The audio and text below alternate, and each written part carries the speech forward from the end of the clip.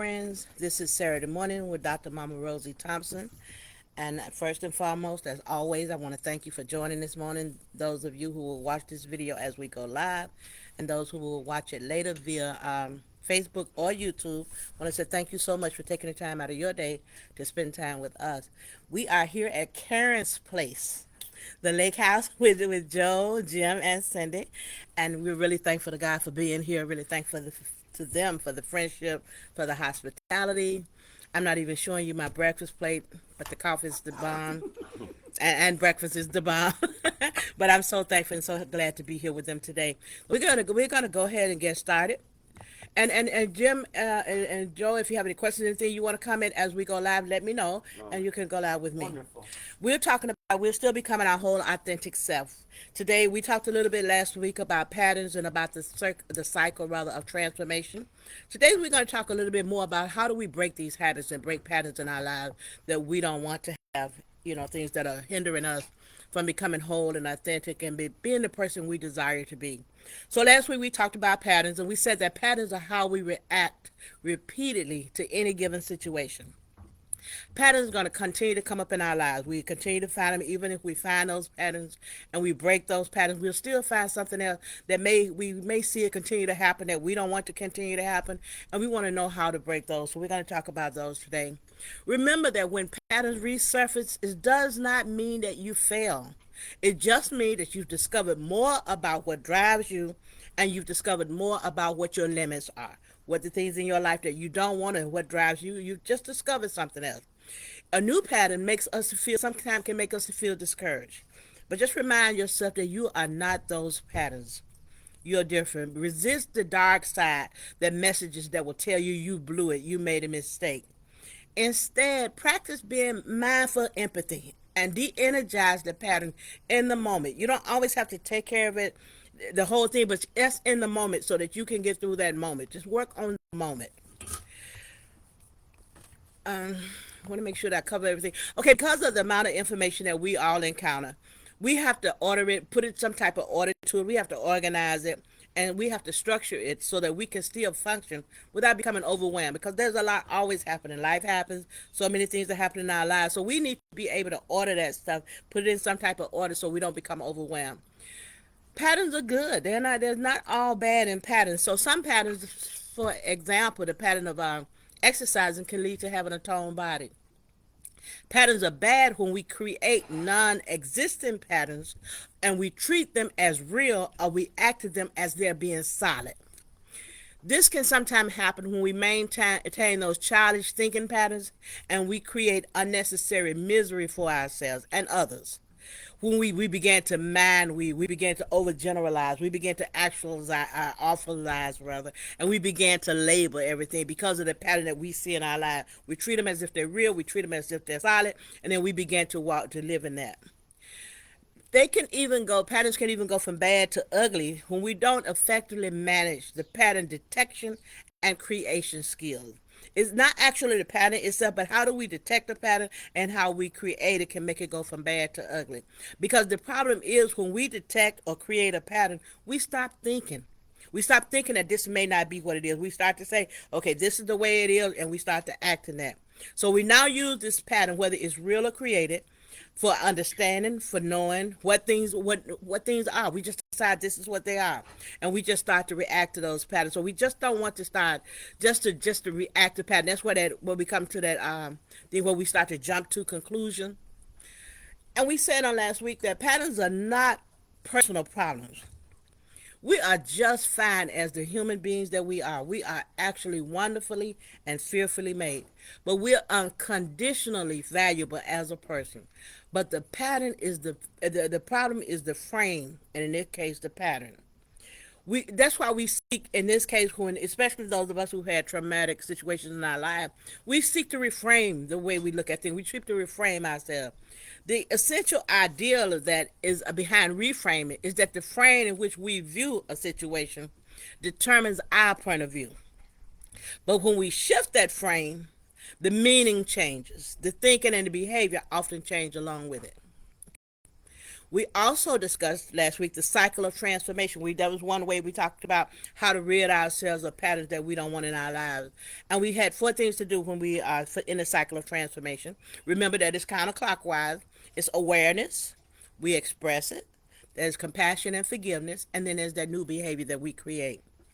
Each time we step through that cycle of transformation door, we're making a commitment to become a better person.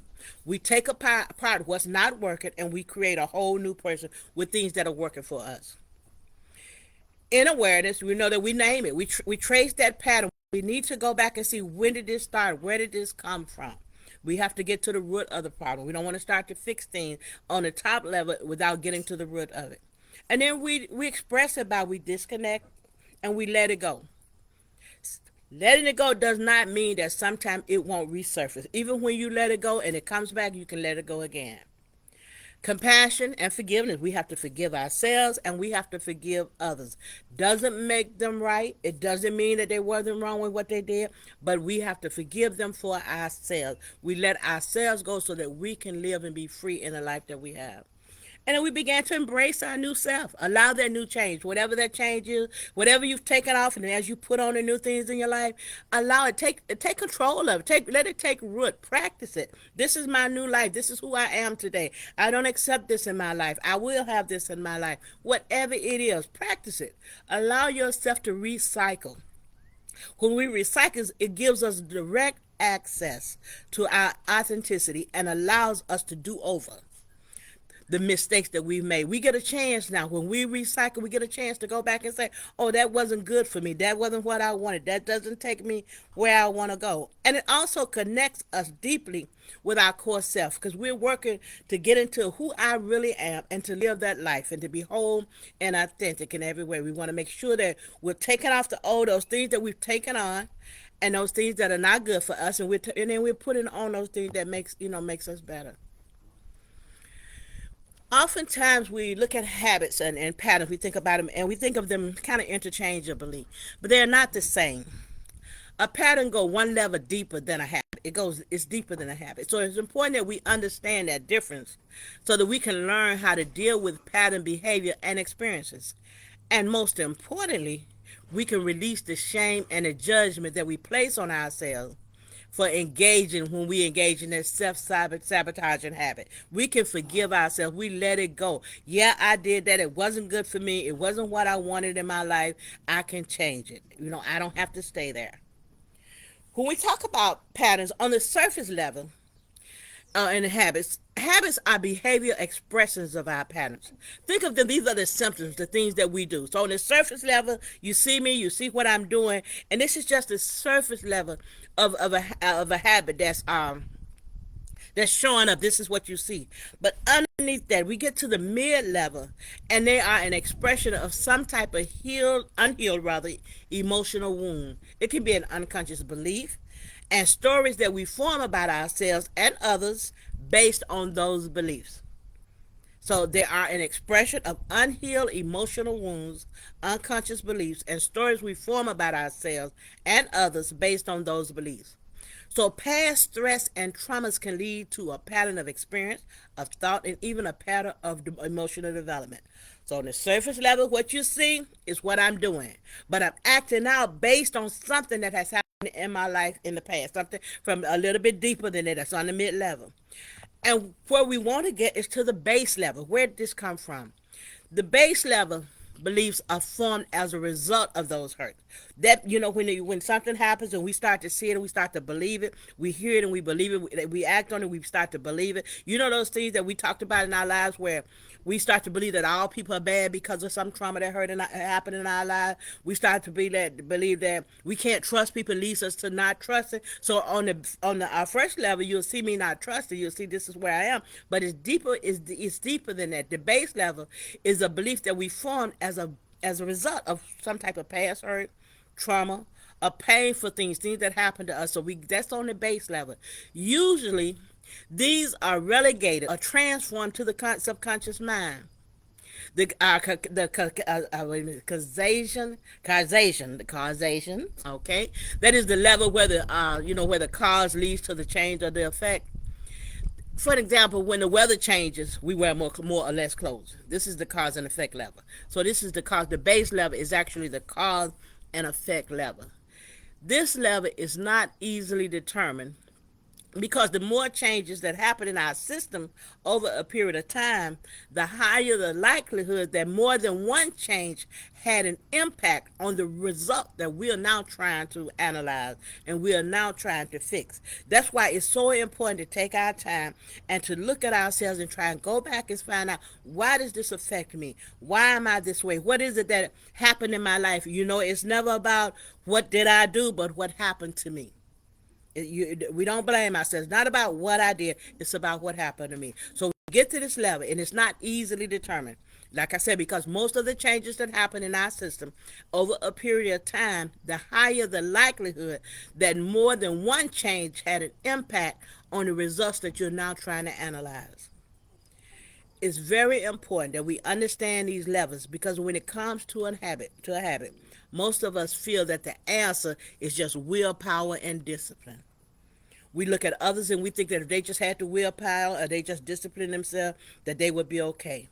And that can be true to a certain extent, but that's only true under specific conditions. It's not always true that willpower and that's how they can overcome this. Just because just because somebody has the willpower or somebody has the discipline. Not always. Some is a little deeper than that. This is only, like I said, it's only true to a certain extent under specific conditions and during an appropriate stage in the healing process. Sometimes in our healing process, all it does take is willpower. But sometimes when the healing process, especially when things are happening over and over, as I talked about myself, when I was abused, when I was sexually abused, that happened from the age of 11 to 14. And then the very people that I'm looking to protect me is the person who's abusing me. So when this stuff starts to happen a level over certain times like that, it takes more than just willpower and that desire to be better. We really have to go into the root of the problem before we can even do anything about it. So we either don't realize or we forget that deep down we all have the subconscious mind which controls most of the results of our lives. We are aware of the symptoms such as overeating, procrastination. So we work on eating better habits and we leave the core issue untouched. Sometimes we overeat because we're hurt. Sometimes we overeat because we're depressed. Why am I depressed? Sometimes we overeat because that makes me feel good. Why do I need to feel good about overeating? Because I haven't felt good because something in my past hurt me, and now I'm trying to fix this, but I'm only fixing it on the level what I see, but the problem is deeper. This is how we get trapped into those recurring patterns, doing more of the same without uncovering the deep beliefs that drive our habitual behaviors. That's how we get there. We get trapped and we continue to do the same thing over and over. And sometimes it doesn't always look the same, but it is the same thing. Einstein once said that he said we can't solve the problem from the same level that it was created. We cannot solve the problem from the same level that it was created. So my level of thinking was that I just wanted to be good. I kept trying to solve that. I kept trying to be that good person. I kept trying to be liked. I kept trying to find somebody that would say that I was worthy. But I was trying to do it by the same thing that I did to when my dad abused me. I kept giving in. I kept putting Rosie on the background. And in the background, I told you we talked about how we do when there's trauma in our lives, and we either we can sometimes we run, and sometimes we just ignore it. But mine was foreign, where I gave into the trauma. I gave into a way to try to be okay, and I lost myself in the process. So sometimes we lose ourselves in the process of these things unless we begin to understand them and try and deal with them. That's why we work today to unpack our patterns and to look at what possibly unhealed experience or hidden belief could be driving our behavior. So today we want to talk about how to spot a pattern. We're going to go a little bit deeper on how to spot a pattern. But as I said today, we do have guests, and we do have guests with us today, and we thank all of you who are already on this live with us. And I'm going to see if we have any comments from anybody on live. We have That's my pastor online, Pastor Streeter. Good morning, and Minister Delphine. Amen. And Cora, thank you so much for joining. But we also have Jim with us, and we also have Joe with us. So any comments or anything that you want to say, or any questions regarding what we've already talked about? Yeah. Okay. Um. Yes. What is the best thing like when you're confronted with the situation, like a discussion, and you know it's gonna set you off? What is the Come over, nicest? come over, so that they can see you when you ask the question, please. Well, like if you're talking and you're in this group discussion with people and family, mine's mostly family. Hmm. How do you change the subject, or how do you like diffuse it but peacefully, and not wanting to hurt that person's feelings if they're passionate about the conversation, or this, or like you said, something that happened in their life. If let's say we were talking about one of the kids fell, Okay. and my daughter might be more compassionate towards through the baby that fell or the kid that fell, Hmm. and the other one didn't, said just grow up, it's a scratch. Okay. You How do you, like, as a parent, like, how do you what would you be your suggestion to just like diffuse it and just say it's okay, let them, and give compassion to the kid that fell, hmm but yet, like, my daughter, it's her child. right, You know and what I she's mean? Like, upset. She's upset because the baby yeah. fell. Or just on a like a family, something happened in the family, and I go to put my 2 cents as a grandpa or a father. Yeah, it's especially hard as a grandparent or father when you're trying to, because our wisdom sometimes is different, and we're the older. We know we've gone through a lot of things that they go through, but and they're also looking at things a lot of times different. If you guys online have any comments, please, I'll put them in the chat.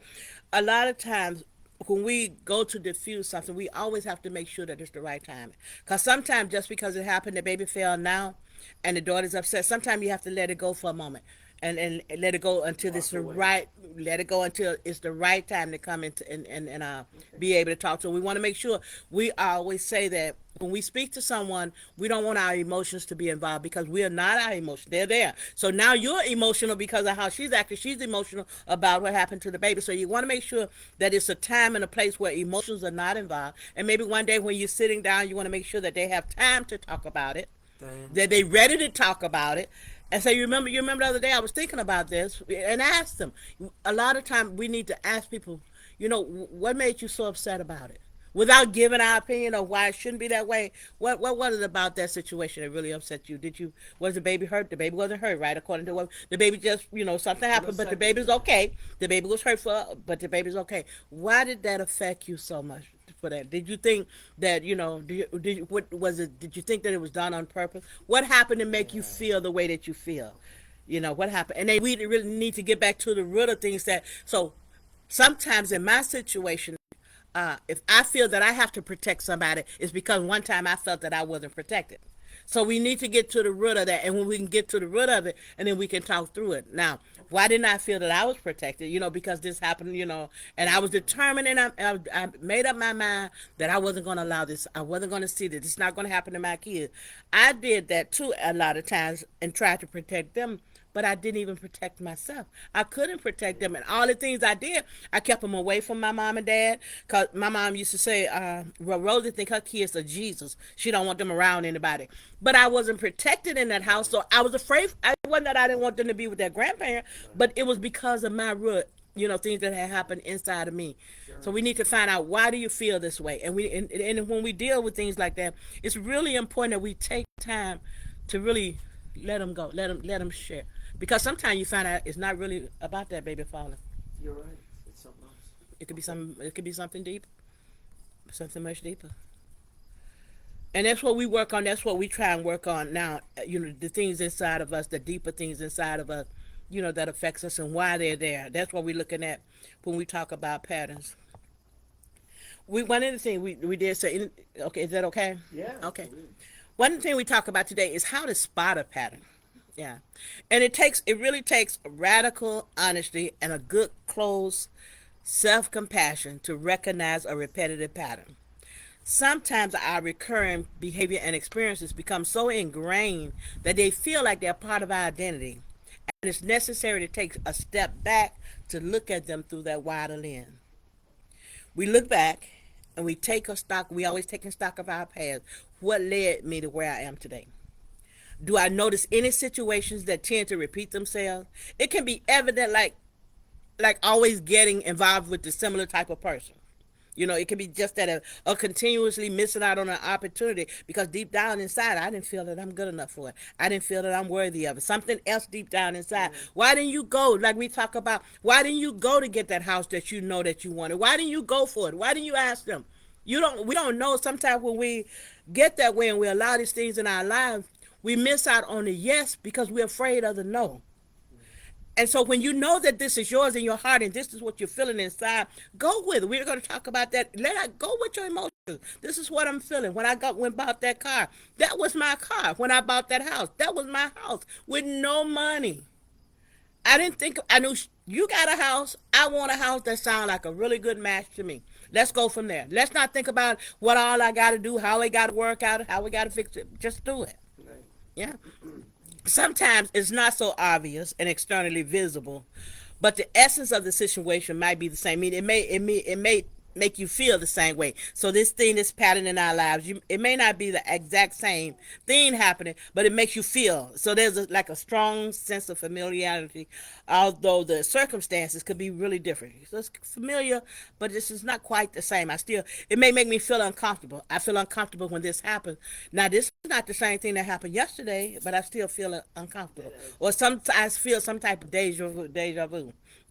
It feels like home, but not in a good way. I recognize this, but it's something about it that stirs me on the inside. Take a note, pay attention. This is your clue leading you to uncover a pattern. Whenever you feel like something is not in place here, there's something happening here. Pay attention to it. We want to make sure that we pay attention. Don't dismiss those things. So when we pay attention to your emotion, we want to pay attention to our emotions. It's crucial that we tune in and listen to that muted cue that our body is sending us. Sometimes it's muted, but we don't pay attention. We know it. We get these things, we call them red flags, but sometimes the flag is not bright red. Sometimes it's just a yellow flag, but we still sense that. We can also look for and learn other techniques. And I know people don't like me talking about writing down. We just tune into the feeling that we're sensing. Doing this will help us eliminate some of the common obstacles that has kept us stuck in repetitive patterns. Accessing our emotions will help us to know what we want. How many times have you heard people say, I really want to know what my purpose is? Discovering life, passion, or purpose is not an intellectual exercise. It's not a mathematical equation. And 2 plus 2 does not always equal 4. Our emotions are crucial because they tell us what's really important to us. If we repress our feelings and have difficulties getting in touch with them, we're going to have a hard time recognizing what we want. You got to pay. This is what I feel. I acknowledge my feeling. You may not agree with my feeling, but I have a right to my feeling. You have a right to what you feel. And that's why we're becoming whole and authentic, because we want these relationships. We don't want to lose people in our lives. But when we're not whole and authentic and we can't say, this is what I feel to someone, it's going to hinder that relationship. You won't be able to have that open relationship that you want. You won't be able to have that true relationship that we desire to have. And in order, when we talked about being whole, we know that we have to bring back, I may show you the best side of me being here as your guest today, but I got to bring the good, the bad, the ugly. Because one day it would be so sad if I come here and eat with you and, spend time with you, and then one day you like, wow, I can't believe Rosie did that. The ugly come out, or the bad come out. But it's funny you said that, but I, as a young person, and I remember somebody saying that, it doesn't define you. And I always try to remember that. Mm-hmm. I try to always, like, if I interact with something like that, like if you did, like you said, like that's not you. Like, yeah. We all know that, and I hope I always remember that. Yeah, when we bring our whole authentic self, you will know it. But if you don't, but if someone has not shown you their whole self, you won't know it. You won't know it. You won't know it. Yeah, you won't know it. I guess that's me trusting you. Yeah, knowing that, or in my own life, I hope that they wouldn't do a thing like that. Because you're a good person. Yeah. It's really important. There's a scripture you made me think about that said, "To the pure, all things are pure." When you are pure and you're like that, you don't expect people to just do some of the things they do, and you're like caught off guard with it. Where did that like, come from? Right? Yeah. Where did that come from? Yeah. Right. Yeah, you don't expect it. But when we come and say, okay, these are my flaws, this is what I've been through.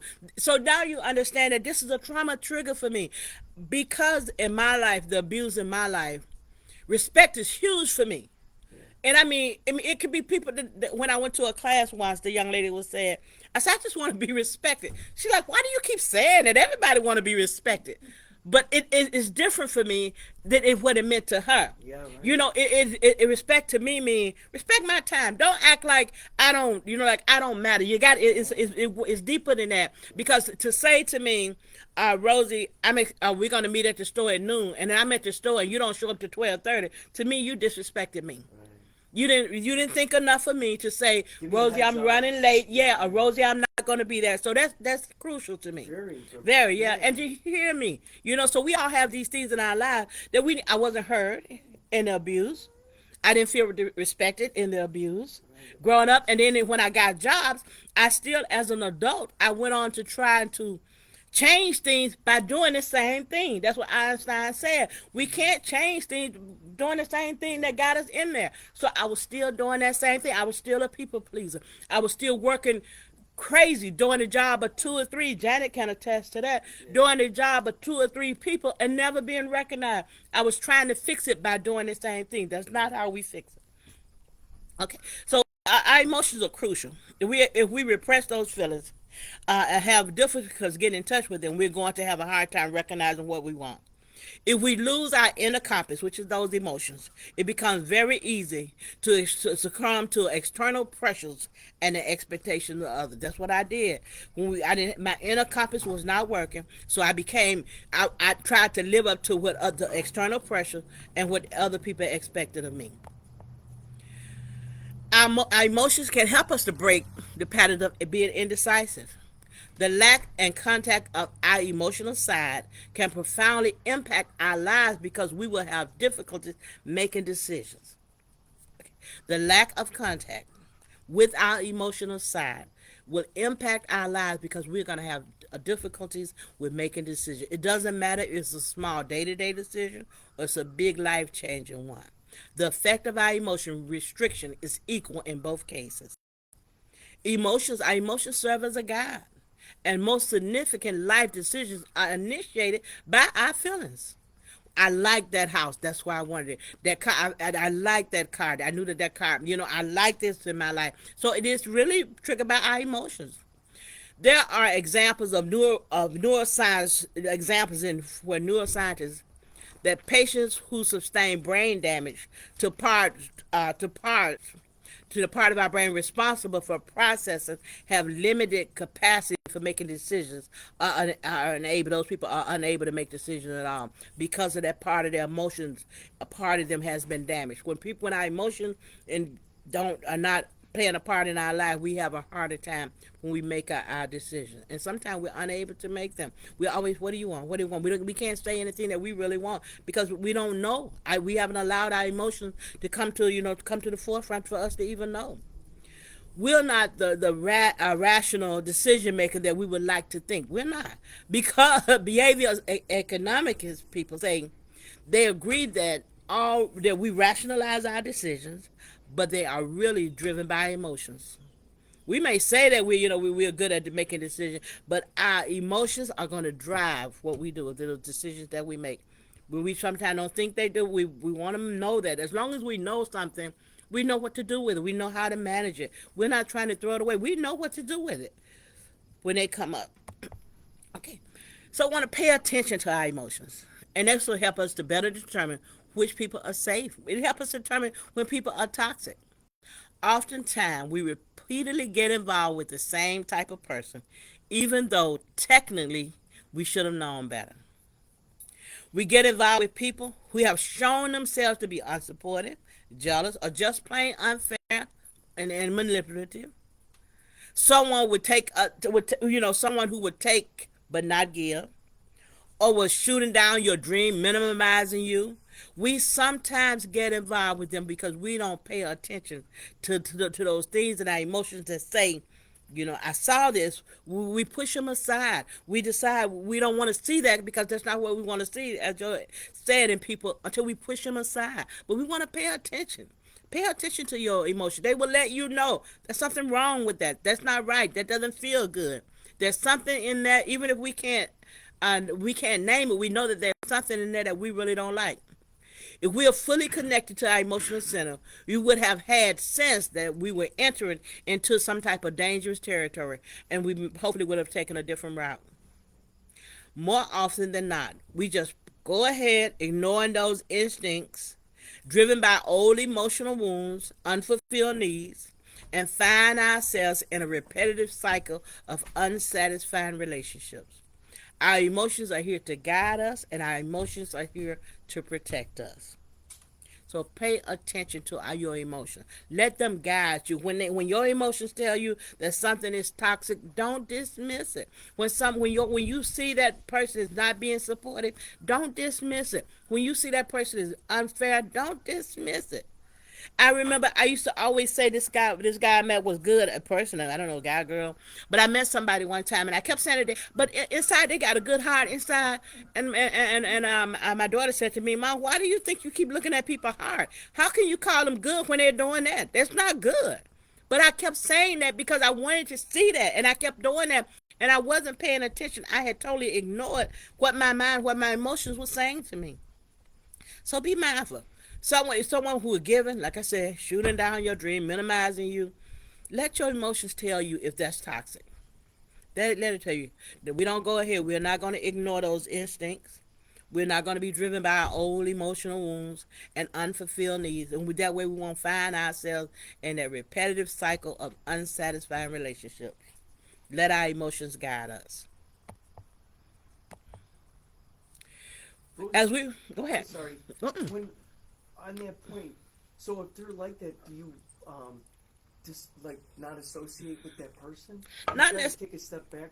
Like if it's a loving one, that's what's hard sometimes. Like you said, it is family, and you don't want to cut them off because might be a sister, or it might be a brother who has like a toxic problem and is trying to get help, but there's was so much collateral damage in the past, and we're trying to make that work.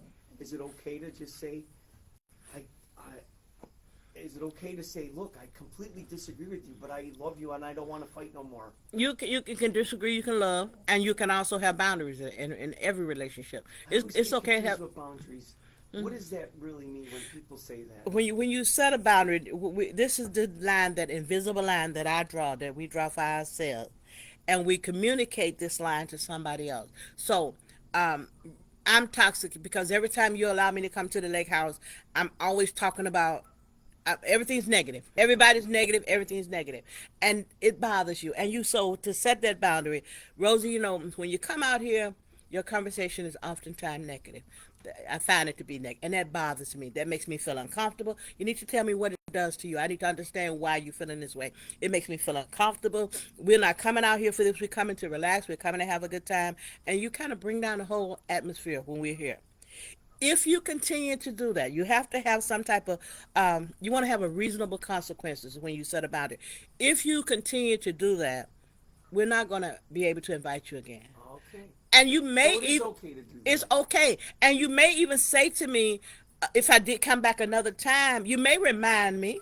But then when you say, well, Rosie, I've talked to you before, and you continue to do that. So you know what? You can't come this time. You're not invited. That's a gentle reminder. That's not a Right? harsh That's thing. not That's right. a gentle You're reminder being to honest and you're just saying, hey, look, you exactly, can't. Okay. exactly.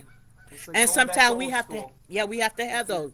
those Okay. gentle reminders in our lives. That sounds like more than a gentle reminder, though. No, Because no, it's it's hard. But I I mean, understand what you're saying. I mean, it I feels, have alcoholism in our family. It's very bad. yeah, it doesn't feel gentle because we're not used to doing it. But being honest and real, and And I saying, want to be honest and real because I love my family. and we're I not, need them. yeah, I we're not need the trying bad. to Like you not said, be with I love them. what you said, the good and the bad. Mm-hmm. That's what's so hard about dealing with it. And we're not trying to break off relationships. No, I can We're see that. protecting ourselves. How does if it makes you feel bad when I come out here and all my conversation is negative, and that's all I talk about? I'll come out here and I do something that's affecting you. You're protecting yourself. You're not loving me. You're just protecting you, Yeah. and you're just You're saying I selfish can't have almost. this in my life because it affects me. Yeah, and some things like especially when traumatic things in my life, the See, I always trauma looked at that triggers. as selfish, but it's not. It's protect. No, it's It's protect. It's making me self better. care. If Yeah, it's I'm self thinking care. of God, and that's like my way of, yeah, I see. I think I can get a connection to that. Thank you. And let's see if anybody on the line said anything. Yeah, I would love to hear Um, that. okay. Minister, she's a pastor.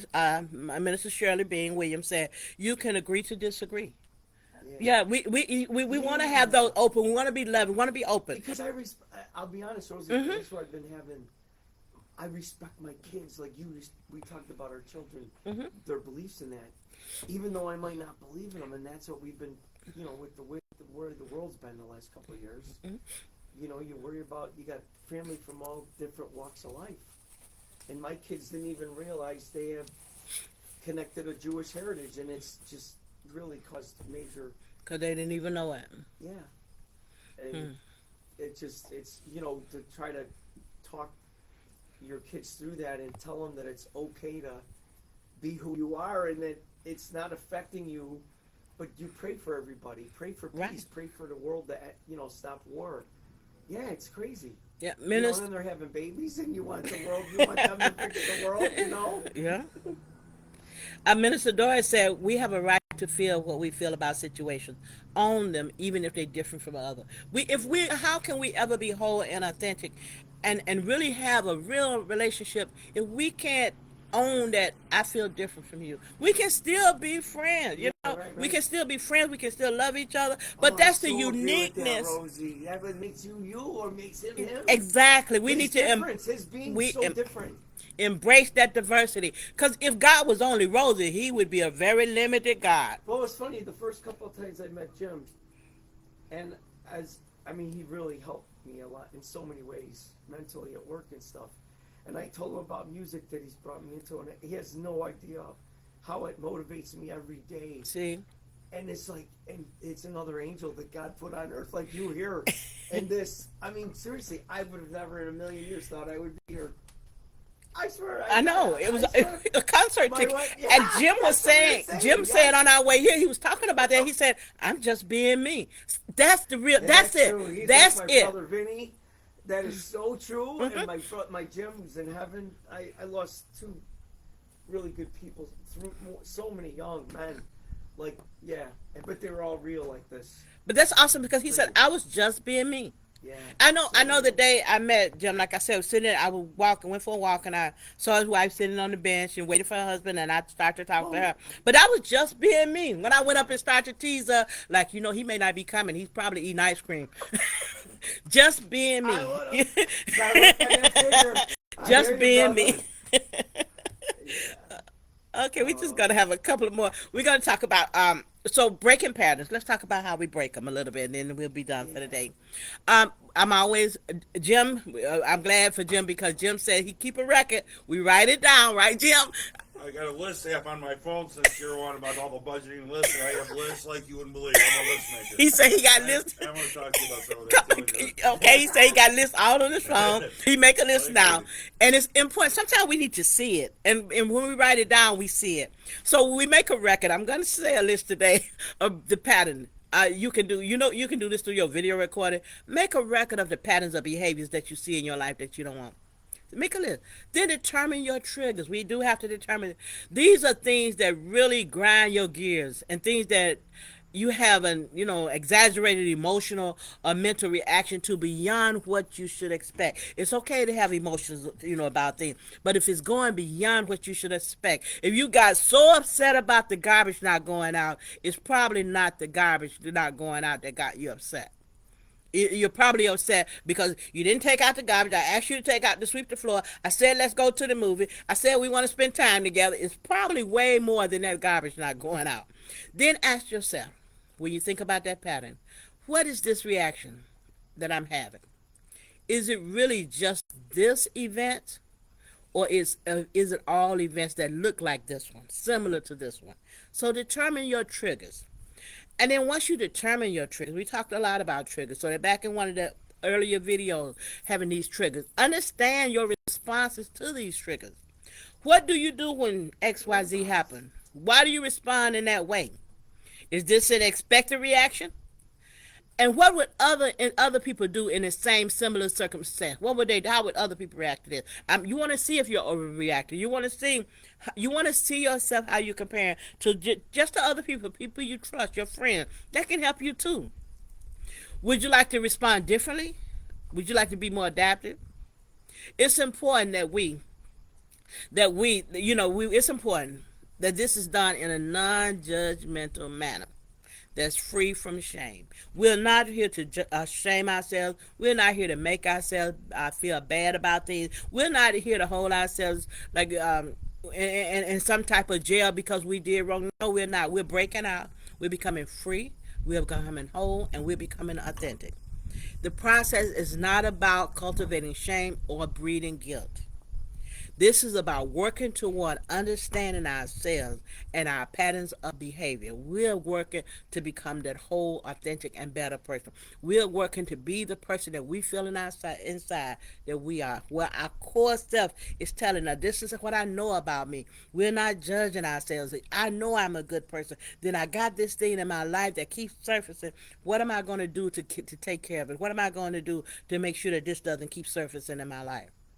We're becoming better, and that's our whole entire goal, in our talks. Okay, and then we want to brainstorm when we look for reasons behind our behavior patterns. We want to look for those triggers, those responses. When did it start? We know we have to go back to the root of the problem. When do you remember thinking this thought? What was your earliest memory trying to do this in this particular emotional, mental, or behavior reaction? How did others treat you at that time? What messages are you telling yourself about that situation, about that event? One mental health professional or sometimes a mental health professional rather can help with this process. So we don't understand it and we don't know how to develop the hypothesis. A mental health professional, I'm an advocate for the therapy. Go to therapy if you feel like you need to. Become who you want to be. And then we ask ourselves, is this belief or behavior serving me? If what I'm doing, how is this serving me? Be honest. Ask yourself whether holding on to this pattern of behavior or engaging in this cycle serving you. How is it serving you? Are you a better person because of it? Or does it chip away at you? Look at that. What is it doing to me? As you uncover these triggers and patterns of behavior, you can begin to unlearn the things that you hold back. Keep in mind, if you learn to engage in unhealthy patterns, you can then unlearn them too. If you've learned to be an unhealthy relationship, unhealthy patterns, you can unlearn that. It's never too late. Healing is always possible. That's where we are going. That's what we desire. And that's what we're going with. That's what we do in our talks. I'm just going to look to make sure that I didn't miss. Hi, my daughter-in-law. My daughter in love, I love you for always. Thank you for being on today. We want to make sure that if you have any questions, we're getting ready to end. We're going to do our confirmation. Yeah. And Minister Payton said, think about what happened to cause your reaction. What happened? But we need to go back. Not just this time. We want to always be in the moment. We don't want to add things together in our mind where you didn't say anything to Rosie when she came out here being negative. You didn't say anything to Rosie when she stole your sheets. You didn't say anything to Rosie when she burned the bacon. Now you're upset because you've allowed all this things to be added together. So we want to make sure that we get to the root of the problem, and we want to deal with things as they happen, because when we don't, sometimes they grow and get worse and worse. She said, we're going to say something, Rosie. Okay. Pastor Delphine said she's been habitually late because of a situation of her own. I likely made people feel disrespectful, but it had nothing to do with them. It had everything to do with me. Wow. Yeah. That's honesty. Mm-hmm. And that's what we do. We're honest, we're real, because we're learning and we're growing. Right, that is honesty. And to be able to admit that, it takes a lot. And not to blame ourselves. Yeah, whatever it was, I was late. Whatever caused me to be late, Yeah. I can own that. We always own our feeling. We own what we feel. And that's part of our decrees that we're going to say now. And then after our affirmations will be done for today. Our affirmations for today are: we honor ourselves by being authentic. We honor ourselves by being authentic. We are actively becoming aware of unhealthy patterns in our lives. And we are transforming all negative patterns in our lives to something positive. We are actually and exactly who and what we claim to be. We are worthy and we are whole. And we are and will always be a safe place for ourselves. We want to thank everyone who took the time out of their day to join us for this live. Thank you to Joe. Thank you, Rosie. Wait a minute. Thank you so much. Really appreciate you all. Thank you for. I hope you guys can see this beautiful view at the lake house. We're gonna go out on the lake today in that boat right there, and we're just thankful to be here. Thank you. I would love. Well, Go ahead. I didn't mean to be Go ahead. ruder. I would love to like put a shout out to like. I have a couple kids that are. All right, turn around then and come No, around. I'll come by you. Okay, come around. I was just thinking out loud, like where I could get my one daughter to go on Facebook and Okay. look for you and try to see this podcast later. Is that possible? Yeah, it'll be on YouTube too, and on my Oh, Facebook. awesome. Oh, Okay, YouTube go- would be great. Go ahead. So what do I say? Whatever you want. Shout out to all my loving kids, Jennifer, Joey, Caitlin, and Kelly, and all the grand babies. You know, here and maybe coming and thinking of all you guys and mom. And this is so cool to meet Rosie through a friend and a crazy story for another time. And I hope you guys get to see this because this is pretty cool. It was very nice. Thank you so much. Rosie, so much. Thank you, Rosie. All right, thank you all. Thank you all for joining. We will see you on Friday morning with Friday's Word with Dr. Rosie Thompson, and again on Saturday morning with Dr. Mama Rosie Thompson. You all have a great weekend, and we'll talk to you later. Goodbye. Rosie, this is so a coolest experience.